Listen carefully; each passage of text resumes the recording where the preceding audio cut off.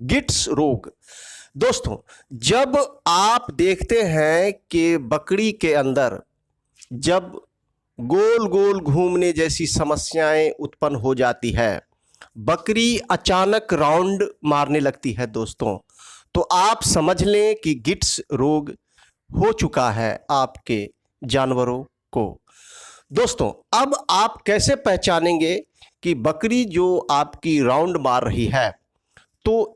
इन बकरियों में गिट्स ही है? क्योंकि इस तरह के जो लक्षण हैं, बकरियों का राउंड मारना, बकरियों का गोल गोल घूमना, ये मेनिंजाइटिस में भी देखा जाता है दोस्तों, और सर्रा रोग में भी देखा जाता है, और गिट्स रोग में भी ये जो लक्षण है, राउंड मारने वाला जो लक्षण है बकरियों के अंदर, गोल गोल घूमने वाला जो लक्षण है बकरियों के अंदर, ये गिट्स रोग में भी देखा जाता है, मेनिंजाइटिस में भी देखा जाता है, और सर्रा रोग में भी देखा जाता है दोस्तों। तो आप कैसे जानेंगे कि इसे गिट्स है या मेनिंजाइटिस है या सर्रा है? गिट्स रोग में जो बकरी होती है वो एक ही साइड राउंड मारती है, या तो बाएं साइड राउंड मारेगी या फिर दाहिने साइड वो राउंड मारेगी, मतलब एक ही साइड राउंड मारती है।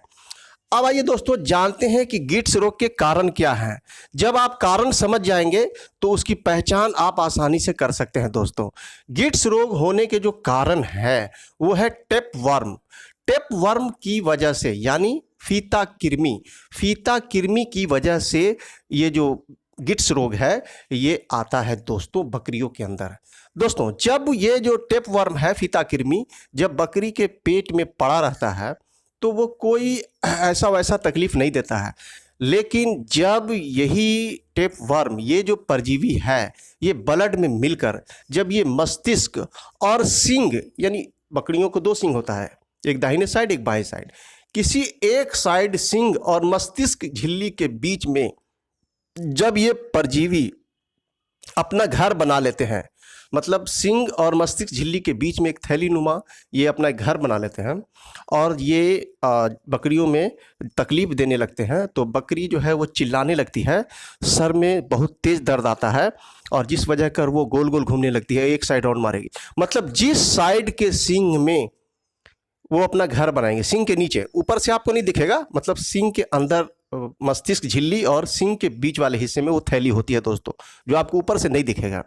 तो अगर बाएं साइड सींग के नीचे बना चुकी है तो वो बाएं साइड राउंड मारेगी। अगर दाहिने साइड सींग के नीचे अगर वो अपना घर बना चुकी है, फीता कृमि का जो मामला है, तो वो आपको बाएं साइड राउंड मारेगी। मतलब जिस साइड सींग के नीचे वो अपना घर बनाएगी उसी साइड बकरी राउंड मारेगी दोस्तों। तो अगर एक साइड राउंड मार रही है तो आप समझ लें कि आपके बकरी को गिट्स रोग हो चुका है दोस्तों।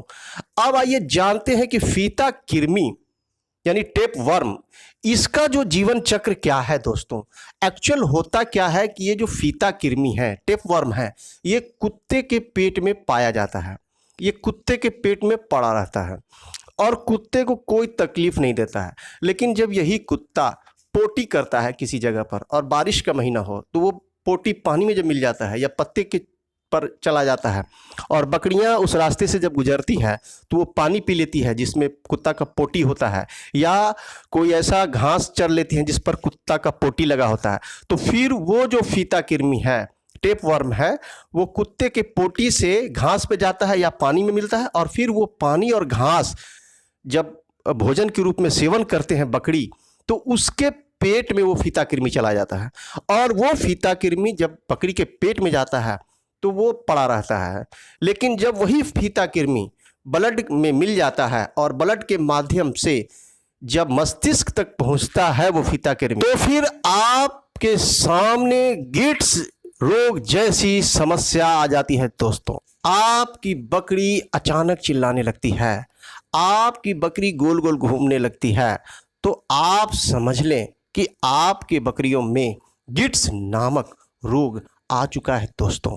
और यदि इस रोग का सही समय पर उचित इलाज यदि नहीं आप करते हैं, यदि बकरियों को सही इलाज नहीं मिल पाता है दोस्तों, तो फिर बकरियां मर जाती है। और जब बकरी मर जाती है तो आप इस मरी हुई बकरी को किसी सुनसान जगह में फेंक आते हैं, तो फिर आवारा कुत्ते इसके मांस को खा जाते हैं और फिर एक बार ये परजीवी कुत्ते के पेट में चले जाते हैं। तो ये है जीवन चक्र इस